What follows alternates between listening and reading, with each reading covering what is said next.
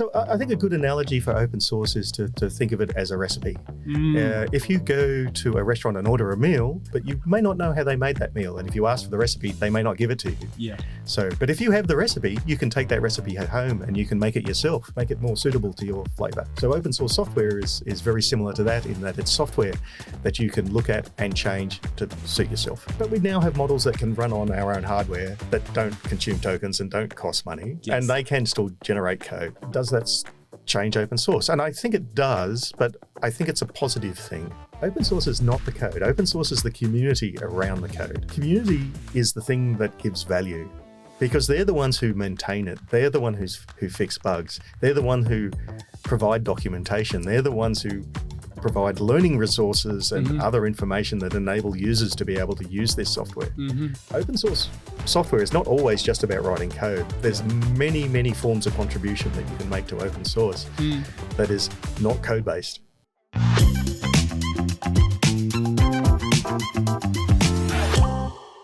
Hi, Hello， 大家好，欢迎回到 Side Chat， 我是 Inside 的编辑 Mia。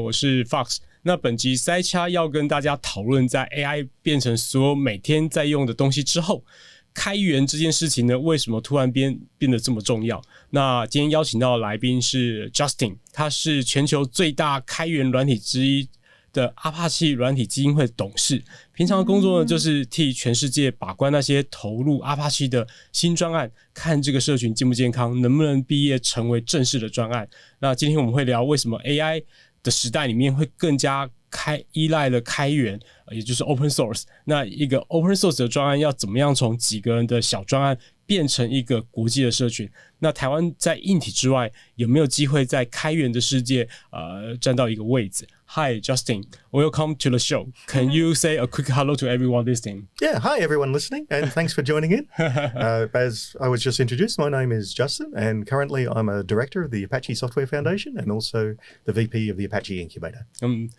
Great to have you here. To start with a real basic question. When people hear the word open source, many of them think it's something only engineer can understand or it's free. Can you use a simple everyday example to explain what is the open source and why so many people have started paying attention to it again in the last few years? Yeah. Okay. So I think a good analogy for open source is to think of it as a recipe. If you go to a restaurant and order a meal, you'll get served the meal, but you may not know how they made that meal. And if you ask for the recipe, they may not give it to you. Yeah. But if you have the recipe, you can take that recipe at home and you can make it yourself. And even better, you can take that recipe and change it and make it more suitable to your flavor. So open source software is very similar to that in that it's software that you can look at and change to suit yourself. And the second part of your question is why has that become more interesting today? And I think it's because of the rise of AI. And in particular, AI exists because of open source software. Open source software is the backbone of AI, and AI wouldn't exist at all if open source software didn't exist. Okay. The ChatGPT and the AI tools we use every day are actually built on the top of a lot of open source software. If open source did not exist at all, what would today's AI be missing? It wouldn't exist. It might exist in a more limited form, but it would be in a few select companies that had the money to put into it, and it wouldn't be used by everyone. So it's very crucial for everyone because and it's not only the end product. You know, it's not only just the interface that we use at Claude. It's collecting all the data and doing all the training and all the other steps that lead up to actually creating a model. So it's open source software is involved in every step of the process. Okay, so the Apache Gravitino, the project you have been leading recently, is basically a tool that helps AI organize its data. Could you tell us more about what it actually does? What does it mean organize its data, and why does a tool like this have to be built as open source? Why is it important? So the first part of the question is what is it? And you can think of it as a collection of like library cards. So it's like an index that helps you get access to all your data and describes what that data is. So it connects a whole lot of different systems together, and that they may be traditional databases or they may be AI assets as well. And it's also made so that both humans can use it and both AI agents can use it. So that's the AI aspect of it. Because it sort of sits at the nexus of connecting a whole lot of things together, in order for it to be trustworthy, it needs to exist in a vendor-neutral place. So it can't be just one company controlling it. And the Apache Software Foundation is, you can think of as like the Switzerland of open source. It is a place where different organizations can come together and collaborate on a bit of software and create it without getting in each other's way and making the software better for everyone rather than just better for one company. This is another additional question. Right now, on AI, United States and China, they got a lot of competition right now. And they claim they are open sourcing some AI. Do you think it's really open sourced? It's a difficult question to answer because AI is many things. And there's the model itself, there's the weights in the model, and there are other there's the training data that it was trained on as well. So if you just take those three things, there are other things as well. But if you just take those three things, it may be that the weights are published and available and open, but the training data may not be published. So is that open source? It's hard to say.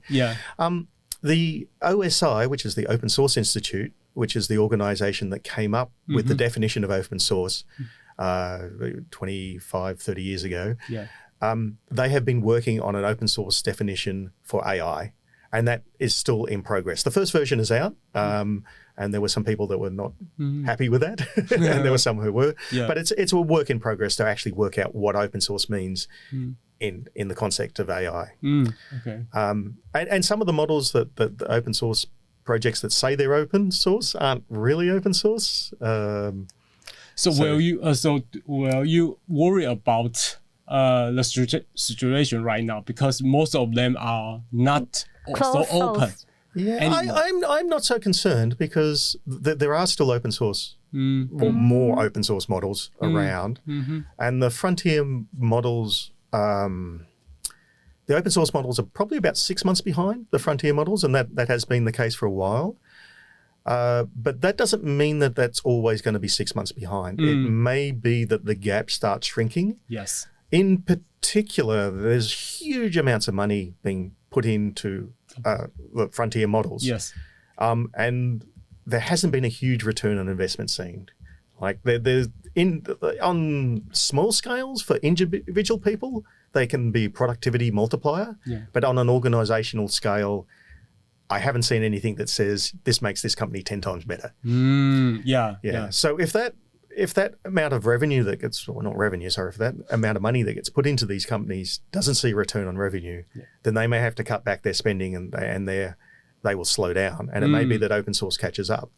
So that's just one possible scenario. I'm not saying this will happen. Yes, totally. I think not all the situation need to be not use the frontier model. We can use a lot of open source model to use different occasions. It depends on the type of problem you're trying to solve.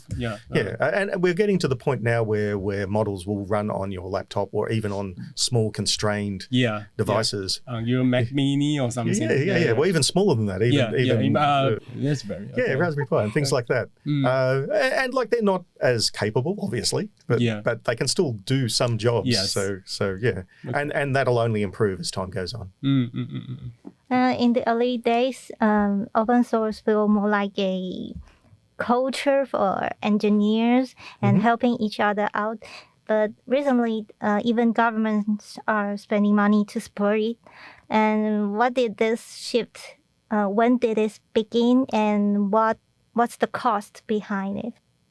I think the shift happened when open source stopped being a bit of software that you download and use and started being the infrastructure that was core to your business.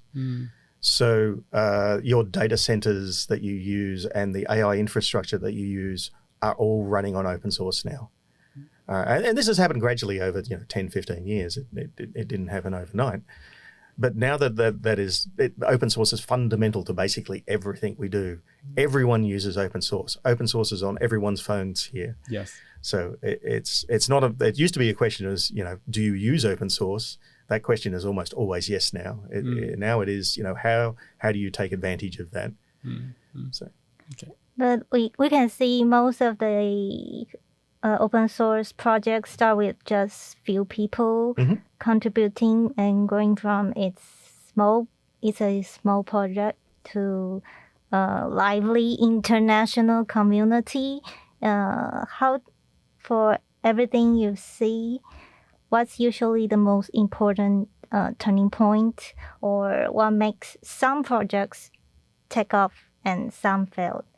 That's a really good question. And you describe that journey well. So a lot of projects do start off with a core group of people that know each other and work well with each other. They have a common problem that they want to try and solve, and they will get together and solve that. That may attract other people who are interested in this problem, and they will start to help out. What the turning point is that makes a successful open source project to one that doesn't succeed is whether that initial knowledge can be passed on to these new people that join the project, and whether responsibility is shared amongst them all. If you have a small group that continue to try and control the project and set its direction without sharing that responsibility, the chances are that project won't survive. And it's because at some point in time, those initial founders or the initial company that was involved with the project may decide value lies elsewhere. They may have other interests. They may even go bankrupt and disappear, whatever. Right? But these things happen. So the more that the responsibility is shared amongst multiple organizations involved in this open source project, it can withstand any shocks with the original founders leaving or a company leaving, or changes in the market that mean that they have to change move in a totally different direction. So I would say once a project can survive the initial founders or initial company leaving it, that's the point where it's going to be successful. It's just like a company or it's like starting a company or startup. And Apache has a very famous rule that no single company is allowed to dominate a project. Why is this rule so important? And if a company wants to donate its own project to Apache, what will they have to do? What kind of, maybe some changes they have to make? Yeah, the biggest change someone has to make if they donate something to the ASF is to give up ownership of it. And it means they have to share that ownership with other companies, as I was just explaining. So, and the reason that we take vendor neutrality seriously is not that we're anti-company, we're anti-vendor. We actually, a lot of open source projects would not survive unless vendors put money and time and employees in to help them. That's essential. But we want to make a project so that not one group or organization controls it. That means that more people can contribute to it. Because if someone controls something and sets the direction of it, why should I be involved in this? It's not going to help my company if they set the roadmap. But if the roadmap is jointly set by everyone who's involved in the project, and sometimes this is difficult, there can be conflicting interests, and trying to work out the right direction forward is hard by consensus. But that can happen. And so we want everyone to be involved to work out the best way forward for the community. And hopefully that aligns with the company's roadmaps and what they want to do as well in the best way possible. Before we ask the next question, let me quickly give our audience some background on the Log4j incident from the later 2021. Log4j is a widely used open source logging tools embedded in the system of almost every enterprise worldwide. And a critical security vulnerability was discovered in it. allowing hackers to easily take control of the servers. And this event shocked the world and exposed the reality that the core infrastructure supporting the massive global tech industry is maintained by just a few people and a few open source volunteers in their spare time. It looks very strange. And the Log4j incident in 2021 was the first time many companies realized the software they use every day might actually be maintained by unpaired volunteer. From your point, what was the biggest lesson the world took away from the event? Yeah, the Log4j incident is really interesting from a number of aspects, and some of these don't get wide reporting, which surprises me. So yes, it was a security vulnerability, and yes, it was used in a large amount of software. It's a logging utility, as you said. So all software needs logging to work out what's going on in the system, so you can look at them afterwards and see what's happened. One of the really good things that happened with Log4j and that incident was the speed in which it got patched. They were able to fix that, and we're talking about unpaid volunteers here, as you said. Yeah. They were able to fix that in 3 or 4 days and had a new release of the software out for that. So it showed how well open source software responds to these types of security vulnerabilities. The other thing, however, which is more of a problem, is just because that patch software gets released, we're then dependent on other people to update. And even today, 4 years later, we still have software that is using the unpatched version. Yeah. Which is not good. Yeah, because we noticed that in right now, people will use the upstream to use some kind. They'll find the open source code and use the upstream to attack people who use it, right? So it's a new problem, or is a existing problem? This problem has existed for a while, and I think the other thing that Log4j did, it certainly made the ASF take security more seriously. We already took it very seriously, so. Unlike a lot of open source software and foundations, we actually have a thing called the attic. Yeah. And when software is no longer needed or useful, we will retire it to the attic, but the software still stays there. So the source code is still there if anyone ever needs it. Yeah. We since have modified our security procedures internally so that if there's a project that can no longer fix security issues, we will retire them to the attic. So they're no longer a risk to the public. Yeah. Now people can still continue to still use them, but they have to understand that they may not get patches or fixes to it. So that was other things. And with AI coming along, so I don't know how many of your listeners have heard of Glasswing. For the cloud. So Glasswing is from Anthropic, and it's the last one. Yeah. I know the last model they did not release to everyone, I think. Yeah. So they haven't released it to everyone yet because it has some capabilities that enable it to find security bugs. Easily. Yeah. So recently, Anthropic actually donated a large amount of money to the ASF. Tokens. No, it was actually money. Money, okay. Not tokens. It came with no strings attached, and we could use it however we want. But they're also helping us out with security for these projects. So they're actually running Glasswing scans on a whole lot of ASF projects. So we're finding these bugs and fixing them as we go along. And this is making the software much more secure. As we know,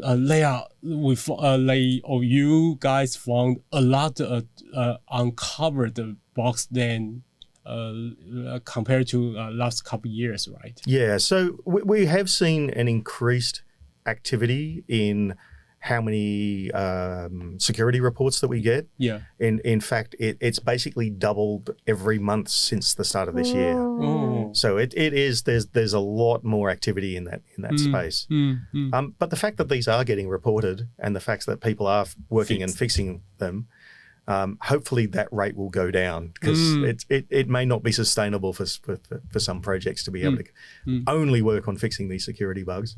And also, we're also working on having AI fix these bugs as well. So we can use AI to verify whether these are actually real bugs, whether they actually impact. Because a lot of software bugs might be software bugs, but they have no real impact in production. There's no real way you can exploit them. So we have to validate that these bugs can be a security exploit. And then we can use AI to try and fix them as well. So we're trying a whole lot of different techniques out at the moment to improve that situation and hopefully give time back to the maintainers of these projects. If the bug don't have security threats, can we call it a feature? It's a feature, not a bug. Yeah. Okay. Since open source is mostly built by volunteers, as we mentioned, how do you make sure something that is free is also safe enough? How does Apache check and protect its project on this insight?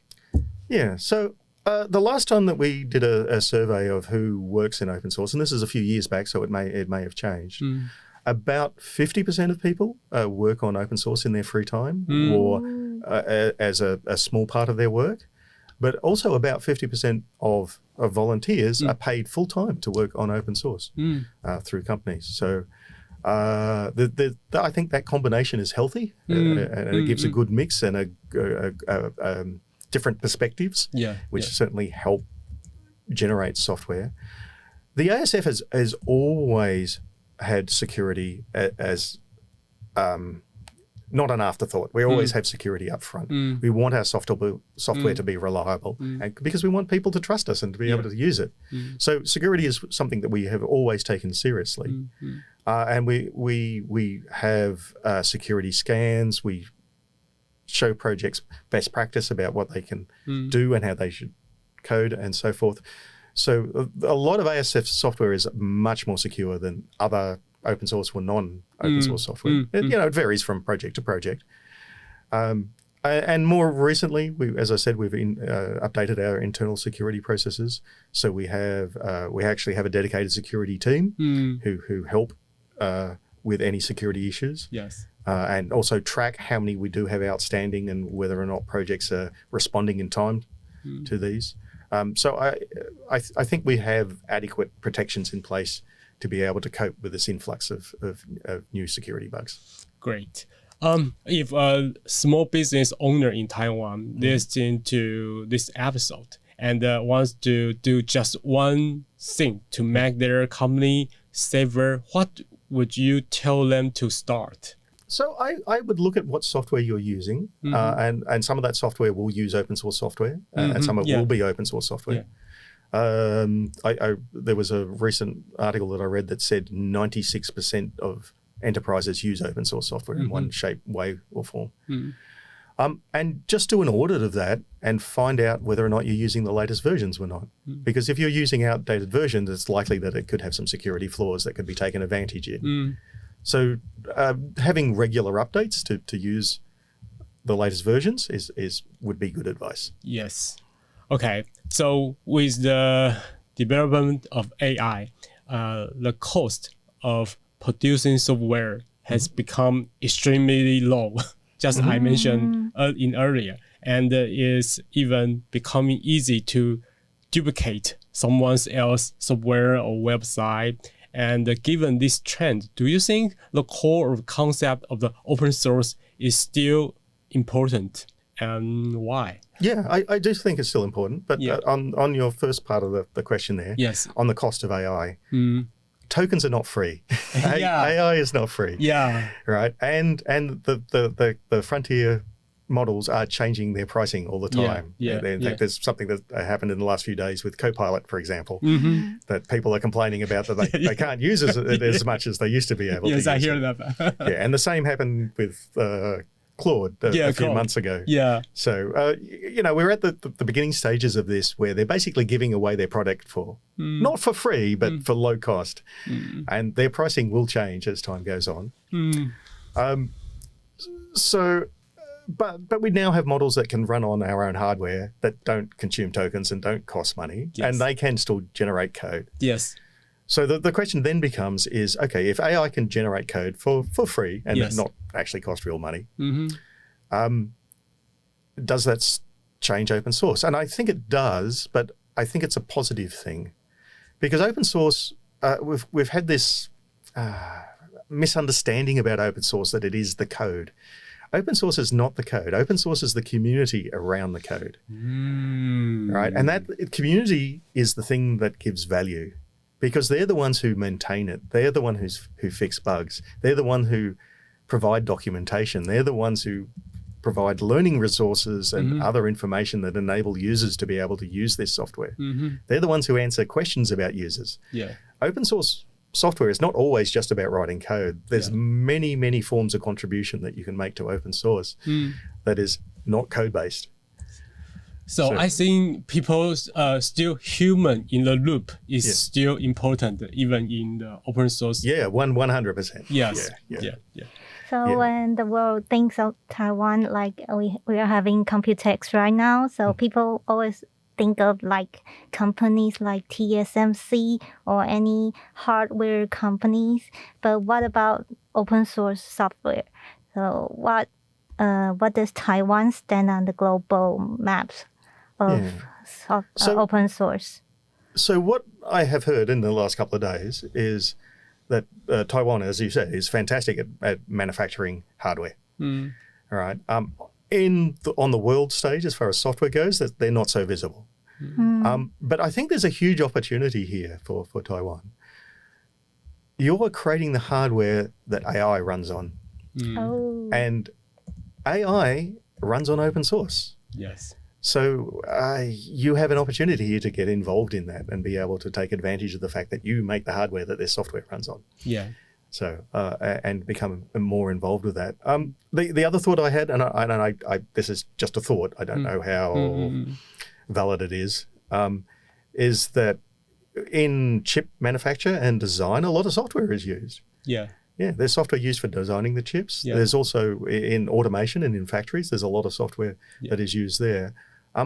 Open source software can do that as well. So there's an opportunity for people who are actually making this stuff and know the difficulty in doing this and all the problems that they've solved to be able to help design and create software around that or modify existing software that is there in open source to do a better job. So I see there's a lot of opportunity there if people are willing to take that on. As I hear these days, people use open source software to control the drones. Yeah. The flying drones. They use them to even in Ukrainian, they use open source software to control the drones because it's being used, proven, it works. And it just works. There's I know of at least one Apache project, which is a real-time operating system called NutX. And that is actually involved in operating systems in drones. I don't know if it's used in Ukraine. I'm not sure, but I hear is one thing because people nowadays they say we can only manufacture the drones in Taiwan. I would assume that because of the rate of change that is required in that technology, because drones can be jammed, the software needs to be updated. Having it as open source means you can readily change it and update it and respond to any new developments, whether that's in warfare or in other and because we need it to be cheap and manufacture quick, and we need to adopt it just like you mentioned. So it might be a good idea to start to manufacture drones with open source software, and it's easy to access. I would be really surprised if the majority of drones commercially available use open source software. They might not advertise it as such, but there will be open source software under the hood there with maybe a layer on top that yes. I guess they will build the Jones software beyond the open source software project, as I know right now. Yeah. So back to the open source development itself, Taiwan has a lot of great engineers, software engineers, but not many of them actually contribute to the like international open source projects. What do you think is something that holding them back? Again, I'm not involved in the local industry, so I can only make some assumptions about this. But the two things that you need to be able to contribute to open source is time. So it may be that their companies are not allowing them to contribute to open source in work hours. It may be that they only have limited time outside of work to be able to do that. That is a common complaint. It's we'd like to think that open source is free and anyone can get involved, but it takes time and effort to be able to do that. And if you don't have that time and effort because of your day job, or because of family responsibilities, or you're caring for a sick grandmother, or whatever, you cannot put as much time and effort into doing that as if you were paid full time to work on it. So I would hopefully think that employers recognize the value in contributing to open source. And you can contribute to open source in a lot of ways. It's not just code, documentation, tests, training material. Translation is another great one. Translation is less of an issue than it used to be because of AI. So I would if you asked me this question 5 years ago, I would have said language would have been a barrier to be involved in the international open source. But I don't think that is the case now. I think. Actually, 1 year or 2 years ago, we interviewed early employee from Cursor. His name is Ian, and his open source project is about a game, and the game was start a lot in Taiwan. So he's quite famous, and so that's a reason he was the founder of Cursor. They found him on GitHub because he got a lot start. So I think if you start or create open source project which favored by a lot of people, it's good for your job or for your career. That certainly can be. The GitHub stars can be misused. It's a bit of a vanity measure. And it just suddenly come up to me. And you even in worst cases, projects buy stars, they're fake. So but as an individual, putting your source code out there, which is a brave thing to do. Yes. Making something you wrote public, it means you're open to criticism. But if I would suggest that you just do that anyway. Even if you make some mistakes, that's fine. You can learn from those mistakes. Right. Be brave enough to put what you've created out there and have people hopefully give good feedback on it. Yes. is a step in the right direction. Okay. Our partner for this episode, IMA, shout out to IMA, is setting up an open source foundation, and this year at Computex, as we mentioned before, they also have a open source Taiwan pavilion. But this kind of effort where an association or even a country tries to push open source forward, what advice would you give? Yeah, look, I think they're doing a great job in making open source more visible. And I think that is part of the problem. I think a lot of companies don't understand that they are using open source software, and it is absolutely everywhere. And if they want to shape the future, they need to be able to contribute to it rather than just use it. But back to the question that you said, they're setting up their own foundation. I think that's a good thing in that it will help raise awareness of open source software. But my one concern about that is that it's going to be too country focused. that it's going to be too local and they won't get that international visibility that is possibly needed. But that can be a step in the right direction. It can still be used to educate both businesses and developers and engineers about what open source is and how to become more involved with it, how to contribute to it, and all of those sort of things. And those are all huge positive things. Okay. I think the question every open source startup gets asked is, how do you make money from something that is free? Looking at the successful case you have seen, what are the most common ways open source companies actually earn money, and which one is the easiest to get work? Yeah, I can give a good example here. I'm going to use another Apache project, Apache Iceberg. Now, Iceberg, for people who don't know, has become a de facto standard in data architecture. Is the simplest way to put it. So companies like Google and Apple and Databricks and many others all use it, and they all collaborate on the project. Yes. This has become valuable to such an extent. So they use it in all their own products.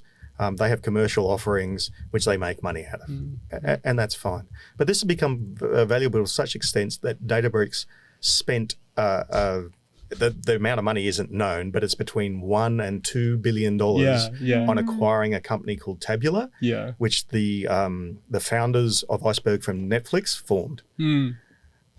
And they did that not to control the standard, not to control this open standard.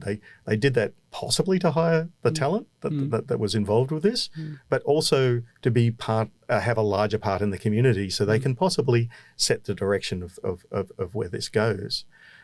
Snowflake was also bidding for this, and it's sort of telling a couple of months later that they also donated a project to the ASF, which is Apache Pulsar, which has just become a top-level project recently. So you can see that the amount of money involved in this open source software is huge in some cases. Yes. So they are quite big in this AI era right now. Okay. Yeah. So, but that's not the only way to make money out of it. You don't have to be a huge company of that size. You know, just offering services on top of open source software. So generally, an open source project is not going to provide paid support. It's not going to provide training. It's not going to provide consulting services. So all of those things you can definitely make money out of. And you can also take a whole lot of bits of open source software, put them all together and put your own little bit on top and sell that as a product. As long as it does something useful that people are willing to pay money for. You know, working that bit out is hard, but that's always the case. Okay, good advice. Data Structure gave away its core technology to Apache. At first, this sounds like a bad deal. You have let the other people use what you built. And so why did the company make this decision? And what did the Data Structure actually get into return? So the founders of the company have been involved in open source. So they already knew the value of open source, which is partly why they did this. But they realized that with the type of product that they have, as I was describing before, it's a metadata catalog and it connects to a whole lot of different data sources. And so it sets at the nexus of all these things. People would not trust or buy it if it was controlled by a single company. It needs to have multiple companies involved in a vendor neutral way, and the Apache Software Foundation is the best place for companies to come and collaborate on bits of software that form this basic infrastructure, and that gives trust. So that was the main reason that they took this path. It doesn't mean that they don't have plans to make money in other ways. They're going to offer services on top of that, and they have their own enterprise version that adds extra enterprise-style features that the open source one doesn't offer.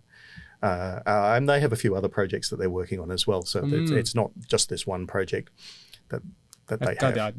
So it doesn't, if you're getting into this, you shouldn't give everything away. Like you pick the bit that is going to be infrastructure that other people are going to use and want, and then share that. And then you have other people who can collaborate and make that infrastructure better. And it means that makes your business better. It also makes their businesses better, but that is, good for everyone. What a great idea. If a Taiwanese startup wants to break into the international market through open source, what is the one mistake you will warn them about most? Yeah, I think I would just slightly reframe that as any startup. Sure. Not just one here. Yeah. So you've got to work out at what point you want to give away some of your software and to make it open source. If you do it too early and you haven't set up the support infrastructure around it, that could hurt you. Because say you release this open source software and suddenly it gets a whole lot of interest. You get all these people saying, oh, this is a great idea. I want to implement this feature. And they give you some code to do it. If you don't have the time to review all of that and to help people on board and to do all the other things that are involved in open source, not just writing the code, then that may hurt you.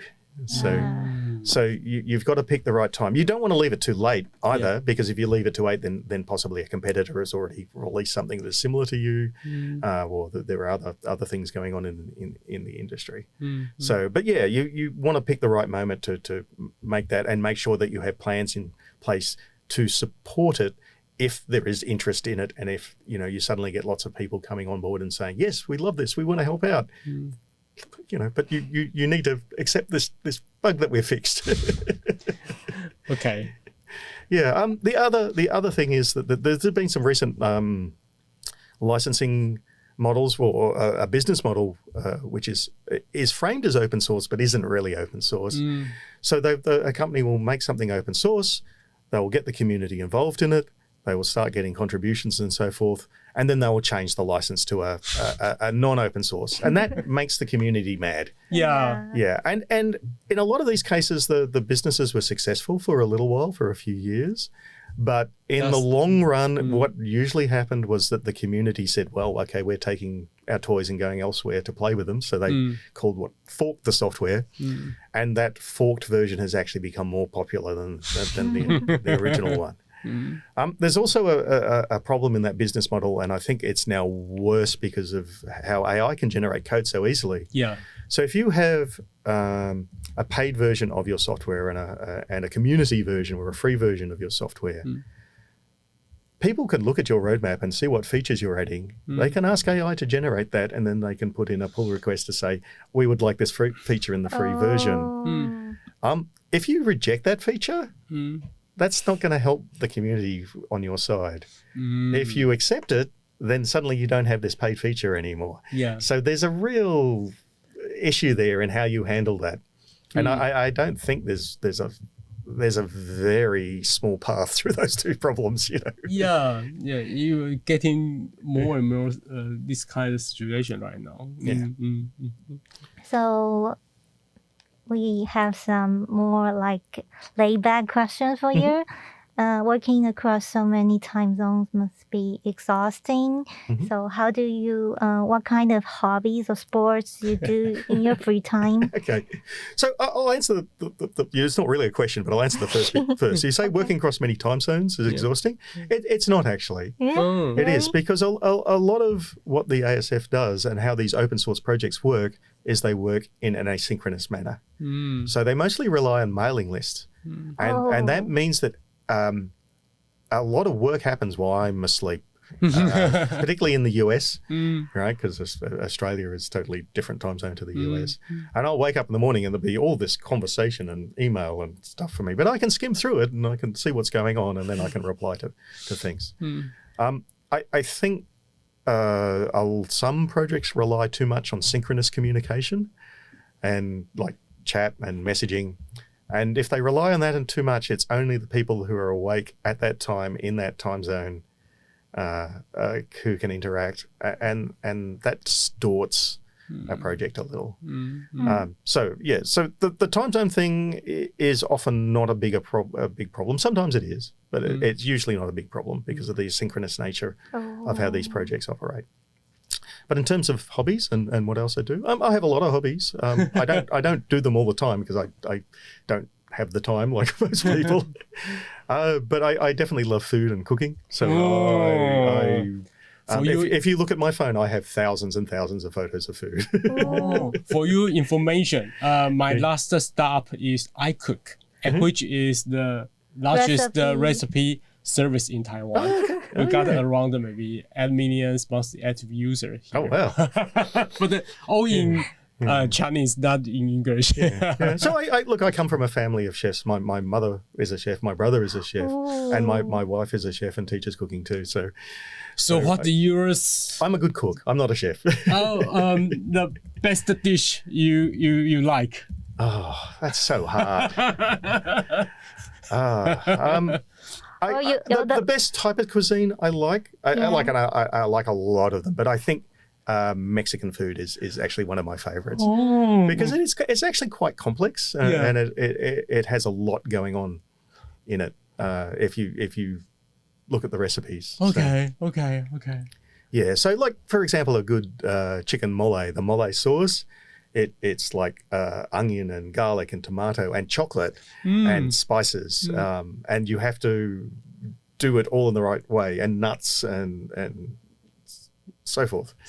So yeah, but also at various times I've been interested in photography, and I do that quite seriously. Like I print and develop my own film. I use old school analog cameras. So you have your own like dark room? I got a dark bag. It's like a jumper that you stick your arms in inside out, and then you can.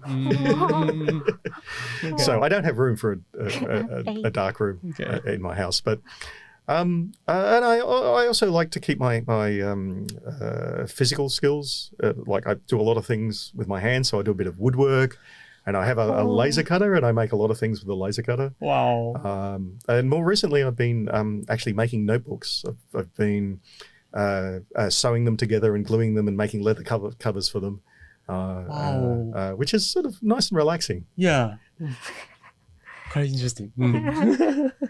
So, do you have any books or podcasts or film or documentary you recently enjoyed that you want to recommend to our audience? Yeah, I like different perspectives that I don't always agree with. And one of the people I've been reading more recently is Cory Doctorow. I don't know if you know him. No, he has some great ideas about the future of AI. Yeah. And some of them are they don't go well for humanity, and some of them do. Yeah. But his writing is very interesting, and he talks a lot about consumerism and how that may be a problem, and inequalities in society as well, and how that causes problems as well. So what's your opinion on this, the future of AI? Or maybe next decade or next decade, you are happy with that, or in what level or what area? It's going to be a lot of impacts on society, and not all of those are going to be good. And unfortunately, it's going to be uneven. And Cory Doctorow has a few essays on this, and he's actually just released a book on this. And one of the ideas he has is about AI can enhance your productivity, and that's what's they in automation theory they call a centaur. Yes. So a centaur can run faster than a human. So in like really simple terms, a car enhances your productivity because it makes you move faster. But AI can do that as well. Yeah. But there's also this concept of reverse centaurs, where if you become AI's tool rather than AI being a tool for you, the outcomes are not so good. So we're talking about, the Amazon warehouse workers that are under constant surveillance from AI and have to perform quotas to do things. So unfortunately, I think it's going to have both good and bad impacts. And it may take some time for society to work those out because of the rapid pace of change. So, do you think right now we are a new wave of the industrial revolution right now? AI. I wouldn't put it in those terms because I would have to think about that more, but I don't think we are. I think we're in a moment of great change and things will change. Look, I'm not someone who believes that AI will remove all our jobs and that's happened. It will change a lot of jobs, but we've always had this, with the industrial revolutions that have happened and with the introduction of the motor car and other technologies, introduction of the computer. But if you look at about a lot of those introductions, so let's just talk about the introduction of the computers in the personal computers, right? How many decades have we been talking about a paperless office? Many years, but still going now. Yeah. So it changed. Yes. We send emails to each other. We don't necessarily print them out, but we haven't totally eradicated the use of paper in our offices. We even right now we still use paper in our office too. Yeah. Okay. So things will change and things will be different. I hope that the pace of change isn't too quick for people to adapt. That's my hope. And that there isn't too much disruption caused in livelihoods and society as a whole. I think I'm fairly optimistic. Yeah. After all this year in Apache, is there a project or a community story that you secretly is your favorite, but you seldom share in public? Oh, okay. I'll give you two stories. The project I'm most interested about at the moment is Apache Magpie, which I briefly mentioned before, and is a project that uses AI to help maintainers of open source projects deal with AI. It's very early days, but we've already got some really interesting ideas. And I'd like to see how that goes. But the other story I'll give you is actually a personal one, and it's how I got involved in open source. And it's actually by accident, right? Believe it or not. It's like, how did I come, a VP of the incubator and director of the ASF? By accident. So way back, we're talking 15 years ago, I was mostly a developer, and I was involved with a product called Adobe Flex. Now, you may not have heard of that. Adobe Flex. Flex. Oh. Flex was actually built on Flash. But it was more an enterprise framework. Adobe couldn't make money from it. They didn't know what to do with it, and they were going to kill the product. And some of the community got together and convinced them to donate it to the ASF as open source. It was sort of open source. It was source code was available, but Adobe wouldn't let outside people contribute to it. So it was open source and license only. Anyway, it did get donated to the ASF, which was a good thing. And so I went along with that. And one of the first things I did was there was part of the software that really annoyed me. And that is that the error messages were in US English. And there was one error in particular which said, your email address is missing a period, which in British English, that means something very different than it does in US English. So US English, that means a full stop. In British and Australian English, that means your email may be pregnant or something. I don't know. It just doesn't make a lot of sense. Anyway, so I put in a patch to change this and actually have proper British and Australian English messages, and that got accepted. And then a few more patches later, I got made a committer to the project, and a little later I got made part of the project management committee. And then the project graduated and became a top-level project at the ASF. And I got interested in the incubator because I liked that process, and I wanted to help out other projects that went through that. So I started helping out other projects, and I eventually got voted in as an ASF member and then VP of the incubator and then a director. But that all happened because I was annoyed by this single error message, right? And if I hadn't actually submitted that Patch, I would not be speaking to you today. Yeah. On the journey. Yeah. Okay.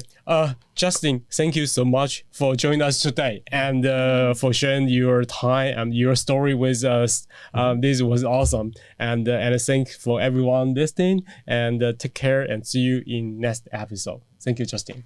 Thank you for having me. Bye bye. Bye. 听完这集，你有什么想法？欢迎留言告诉我们，或者是有希望我们邀请的来宾想问的问题，也可以留言推荐。也欢迎你订阅、按赞并分享给你的朋友们。我们下期见，拜拜。